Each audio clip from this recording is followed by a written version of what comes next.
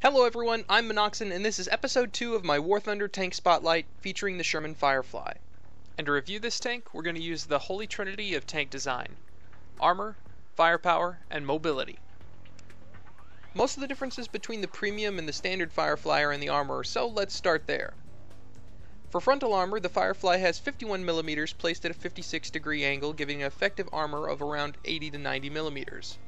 The flat weak spots of the machine gunner and driver optics have a 25mm additional armor plate, giving them around the same effective armor as the rest of the hull. The standard Firefly doesn't receive these plates, making it slightly weaker there. Unfortunately, you're not going to be stopping really any shells with this frontal armor, but you may get lucky with an occasional bounce if hit just right. For the mantlet, you have 50mm of armor that partially covers an additional 89mm, giving the mantlet an effective 140mm of thickness. The turret front itself is only 76mm thick, and while it does have some sloping, it's still very easy to penetrate. The premium Firefly also has the additional right cheek armor that is 89mm thick to protect the gunner and commander, but shouldn't add to the existing 76mm since historically this was ground out to make more room in the interior of the turret.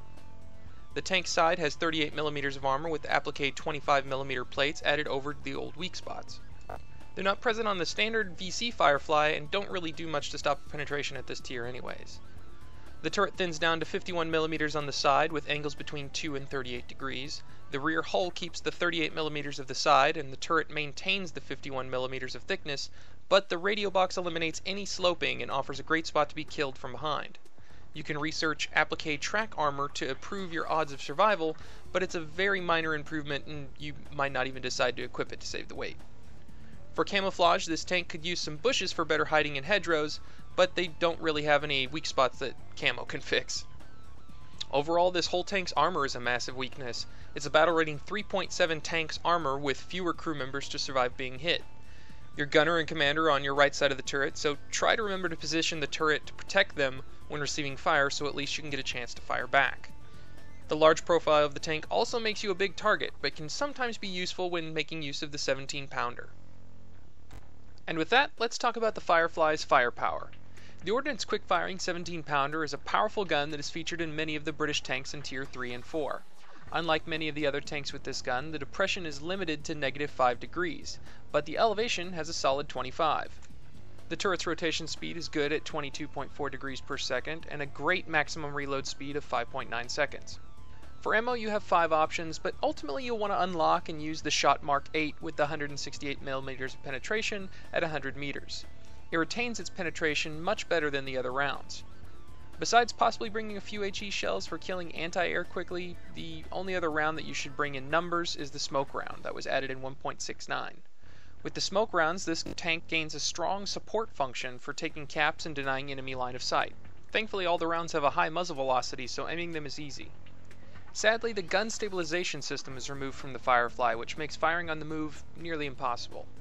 And while the premium version doesn't have any smoke grenades on the hull, the VC Firefly has 2 that currently don't function, but most likely will be added, improving the tank's capping potential. As a British tanker, you don't get any explosive filler for your main round and will need to learn your enemy's weak spots to know where to aim.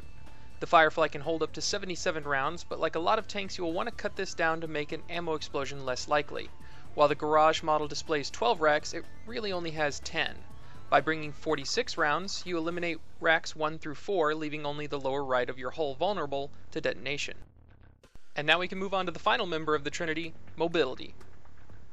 The Firefly has an average speed of around 32 km per hour over most terrain and can get up to 38 km per hour on pavement. Its reverse is fairly poor at -4 km an hour, making it hard to back up after exposing your hull. On hills, the decent power-to-ton ratio can scale steep inclines, but traction can sometimes be an issue.